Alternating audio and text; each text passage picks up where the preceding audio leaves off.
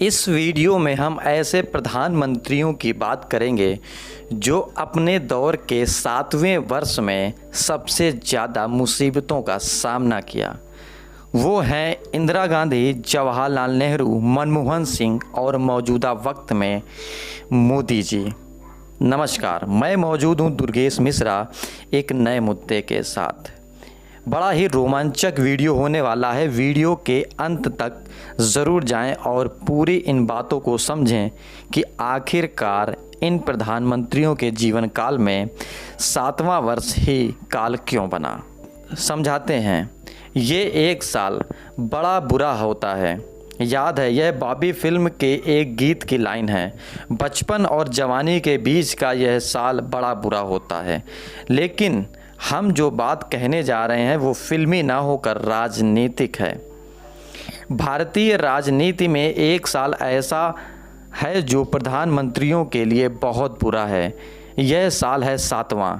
जैसे ही कोई प्रधानमंत्री इस साल में प्रवेश करता है वह लड़खड़ाने लगता है। आप खुद याद कर लीजिए, जवाहरलाल नेहरू, इंदिरा गांधी, मनमोहन सिंह और नरेंद्र मोदी, ये सब कार्यकाल 7वें साल में लड़खड़ा गए और बाकी प्रधानमंत्री बाकी 7वें साल तक पद पर टिक ही नहीं सके। बात करें जवाहरलाल नेहरू की। भले ही कांग्रेस संगठन से संघ सरदार पटेल को पसंद करता रहा हो, लेकिन जिस आदमी को भारत और पूरे विश्व में प्यार किया जाता है वह शख्स है जवाहरलाल नेहरू ही था।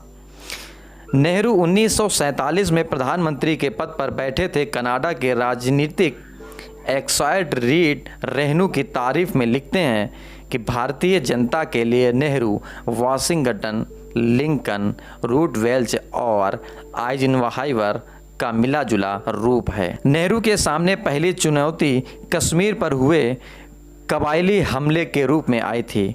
उस घटना के लिए कांग्रेस को आज भी सुनना पड़ता हो, लेकिन उस वक्त नेहरू उससे उभर कर बांधों से स्टील कारखानों, आईआईटियों और गुट निरपेक्ष आंदोलनों जैसे कामों में जुट गए थे। देश के बच्चे चाचा नेहरू जिंदाबाद के नारे लगाए जा रहे थे। फिर आया कार्यकाल का 7वां साल। इसी साल दलाई लामा तिब्बत से जान बचाकर भारत आए। इसी साल चीन ने सीमा पर झड़पें हुई कर दी। संसद में इन्हें लेकर सवाल उठने लगे थे। नेहरू इस बीच दो बड़े अनोखे काम कर चुके थे। उन्होंने तिब्बत पर चीनी का वर्चस्व स्वीकार कर लिया था और इसी के साथ चीनी के वर्चस्व को अस्वीकार करने वाले तिब्बत के बागी सत्ताधारी दलाई लामा को शरण दे चुके थे। चीन सीमा पर बदमाशियां करता रहा, नेहरू को दिखाई ही नहीं दिया। वे सांस्कृतिक कारणों से चीन के फैन थे, फिर वे चीन की क्रांति के फैन हो गए। संसद ने इसकी खूब खिंचाई होती थी। ऐसे ही किसी बहस में विपक्षी नेता ने वजह दिया जो आज जोक की तरह इस्तेमाल होता है। नेहरू ने सीमा के किसी क्षेत्र के लिए कह दिया था, अरे वहाँ तो घास भी नहीं उगती, जहाँ विपक्ष के नेता ने कहा था, उगता तो आपके सर पर भी कुछ नहीं है, तो क्या उसे चीन को दे दिया जाए। इस तरह 7वें साल 1959 में शुरू हुई फजीयत और 1962 में चीन से जंग में हारने पर समाप्त हुई। कहते हैं कि नेहरू का यह सदमा बर्दाश्त नहीं कर सके और 2 साल बाद यानी कि 1964 में उनकी मौत हो गई। दूसरी बात करें इंदिरा गांधी की। प्रियदर्शनी इंदिरा ने 1966 में जब प्रधानमंत्री पद संभाला था तो उन्हें गूंगी गुड़िया कहा जाता था, लेकिन यही महिला आगे चलकर लोकप्रियता के उस शिखर तक पहुंच गई जहां दूसरों का पहुंचना अभी तक बाकी है। उसकी खास दिन ब दिन बढ़ती गई। पहले तो उन्होंने कांग्रेस के विरोधी खेमे को ध्वस्त किया, फिर रजवाड़ों का प्रिय वर्ष बंद किया, अंत में बैंकों का राष्ट्रीयकरण कर डाला। हल्ला मचने लगा। इंदिरा गांधी गरीबों की मसीहा हैं। इस इमेज के लिए उनको गरीब हटाओ नारा बहुत काम आया। उनको आयरन लेडी कहा जाने लगा। भावुक और गरीब भारत उनके देवी छवि देखने लगा। 1971 में बांग्लादेश बनने के बाद तो उन्हें सियासी दुश्मन भी उनको दुर्गा अवतार के रूप में देखने लगे थे। लेकिन फिर आ गया 7वां साल यानी कि 1975, वह साल जब गुड़ के गोबर होने की शुरुआत हुई। गुजरात और बिहार में 1974 से चल रहा जो छात्र आंदोलन भारत का नया इतिहास लिखने जा रहा था, वह इस साल काफ़ी उग्र हुआ, लेकिन प्रधानमंत्री इंदिरा गांधी को इससे फिलहाल कोई फर्क नहीं पड़ा। हालांकि आंदोलन में जेपी और उनके शिष्य कूद चुके थे। फर्क पड़ा 12 जून 1975 के दिन, जब इलाहाबाद हाई कोर्ट के जस्टिस जगमोहन लाल सिन्हा ने उनके एक मामले की सुनवाई करते हुए इंदिरा के 1971 के लोकसभा निर्वाचन को रद्द कर दिया। फिर क्या था, देखते ही देखते छात्र आंदोलन जेपी की अगुवाई में राजनीतिक आंदोलन में बदल गया। कांग्रेस के दूसरे धड़े के लोग, जनसंघ और समाजवादी एक साथ मिल गए। आज के लालू, नीतीश, लाल कृष्ण आडवाणी और यहाँ तक कि नरेंद्र मोदी तक इसी आंदोलन की देन है। एक वक्त ऐसा आया कि जब पुलिस के सरकार गलत आदेश मानने की अपील कर रहे थे।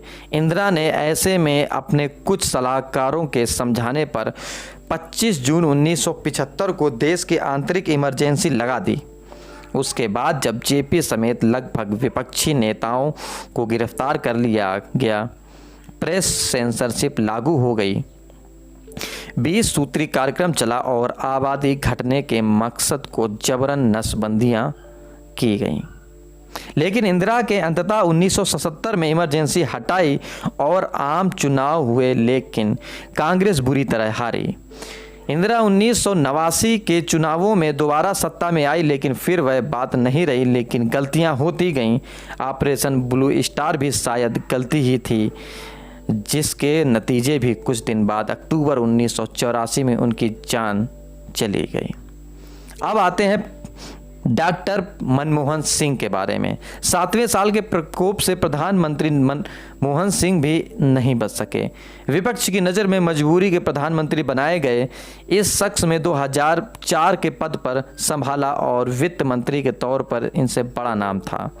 प्रधानमंत्री के रूप में भी उनका नाम बढ़ता ही गया। विपक्ष, खास तौर पर भाजपाइयों के बीच मितभाषी प्रधानमंत्री भले ही मौन मोहन सिंह के रूप में जानते थे, लेकिन उनके कार्यकाल में भारत ने जो आर्थिक ऊंचाइयां छुई, उसकी अंग्रेजी सरकार अभी तक नहीं छू पाई है। यही उनके कार्यकाल में हुआ कि विकास दर 8 और 9% तक हो गई थी। उन्हीं के समय में सेल्स टैक्स सरल होकर वैट बन गया, उदारीकरण की प्रक्रिया बढ़ी और उद्योगों में विकास के निवेश, आर्थिक क्षेत्र सेज बनाए गए। मनरेगा, अमेरिका के साथ न्यूक्लियर डील और एक समय पर जीडीपी 10.08 तक छू गई। इन तमाम जलवों के बीच में मनमोहन सिंह का 7वां साल आया, यानी कि 2011। इसमें उनको फिर से उभरने दिया। यह साल मनमोहन उनकी पार्टी के लिए अन्ना हजारे के रूप में लेकर आया। अन्ना के जन लोकपाल के लिए वो जोरदार आंदोलन छेड़ा कि पूरे देश उनके साथ जुड़ गया। अरविंद केजरीवाल, उनकी टीम के नेता किरण बेदी, योगेंद्र यादव आदि तमाम नेता उभर कर साथ आ गए। कहा जाता है कि आंदोलन के पीछे संघ और भाजपा का वैसे ही साथ था जैसे जेपी आंदोलन के समय में जनसंघ का हाथ था। अन्ना के आंदोलन के बाद जन लोकपाल बिल भले ही ना बना हो, लेकिन मनमोहन और कांग्रेस की सत्ता सीढ़ी पर फिर ना चढ़ सका। अब बात करें मौजूदा वक्त में, यानी कि सत्ताधारी नरेंद्र मोदी की। भले ही मौजूदा प्रधानमंत्री की उपलब्धियां कांग्रेस और दूसरे विपक्षियों को ना दिखें, लेकिन ऐसा है नहीं।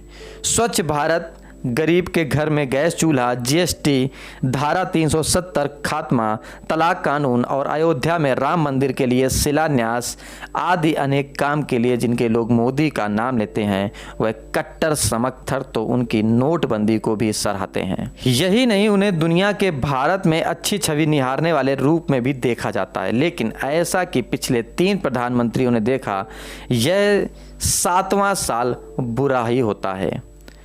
मोदी के बिना कुछ किए शासन के 7वें साल यानी 2021 में कोरोना वायरस ने उनकी छवि पर हमला शुरू कर दिया। तर्क करने वाले कह सकते हैं कि कोरोना ने तो 2020 में ही आ गया था, लेकिन वह सरकार की छवि बिगाड़ने की बजाय उल्टे बनाकर चला गया। शायद इसलिए कि वह छठा साल था। पिछले साल तो जब दुनिया के कई देश कोरोना वायरस से जूझ रहे थे, उस समय हम राष्ट्रपति ट्रंप तक हाइड्रोक्लोनिक जैसी दवाइयां दे पा रहे थे। तो वही दुआ है कि जो कोरोना 2020 में बाल के फाका नहीं कर पाया, उसने 2021 में मोदी की छवि को बुरी तरह क्षतिग्रस्त कर दिया। सोशल मीडिया ही नहीं, औपचारिक मीडिया भी विरोध में लिखने में लगा है। यहाँ तक कि विदेशों में भी उनके खिलाफ लिखा जाने लगा। कहा गया है कि मनुज बलि हो नहीं होत है, समय होत है बलवान, भिल्लत टूटी गोपियाँ वही अर्जुन वही बाण। इस पूरे वीडियो में अगर हम बात करें तो प्रधानमंत्रियों का 7वां साल कैसा बुरा रहा, पूरी बात समझाने की कोशिश की गई है। अगर आपको ये वीडियो समझ में आया हो, कुछ जानकारी मिल पाई हो, तो लाइक कमेंट शेयर ज़रूर करें। और हाँ, चैनल सब्सक्राइब नहीं किया है तो सब्सक्राइब करें और बगल पर छोटी सी बेल आइकन पर ऑल बटन पर ज़रूर दबाएं।